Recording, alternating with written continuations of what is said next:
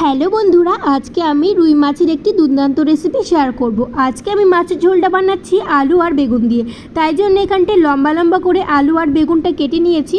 আর রুই মাছগুলো আমি আগে থেকে কড়া করে ভেজে রেখেছিলাম। প্রথমে আমি বেগুনগুলোকে ভেজে নিচ্ছি, আর বেগুনগুলো ভাজার সময় কিন্তু অবশ্যই নুন হলুদ দিয়ে ভালো করে ভাজবেন।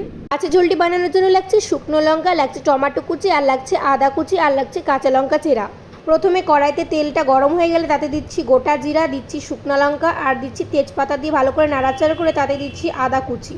আমি কিন্তু আদাটা এমনি গ্রেট করে নিয়েছি, তোমরা চাইলে পেস্ট করে দিতে পারো। আর নিলাম টমেটো কুচি, আর নিচ্ছি কাঁচা লঙ্কা কুচি। টমেটোতে আমি একটু নুন ব্যবহার করেছি, কেননা টমেটো গলতে সুবিধা হবে। সবগুলোকে কষিয়ে এখন দিয়ে দিচ্ছি কেটে রাখা আলুগুলোকে ভালো করে কষিয়ে নেওয়ার পর দিয়ে দিচ্ছি হলুদ গুঁড়ো।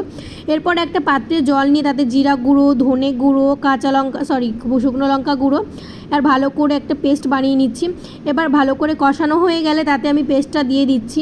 এরপর স্বাদ মতো নুন দিয়ে একটু নাড়াচাড়া করে এবার দিয়ে দিতে হবে পরিমাণ মতো জল দিয়ে 10 মিনিটের মতো ঢাকা দিয়ে রাখতে হবে, চাইলে এটি নাও করতে পারেন। এরপর দেখো ভেজে রাখা মাছ আর বেগুনগুলো দিয়ে দিচ্ছি, আর একটু ভালো করে নাড়াচাড়া করে নিচ্ছি। আর এরপর দিয়ে দিচ্ছি ধনেপাতা কুচি, এটা অপশনাল থাকলো।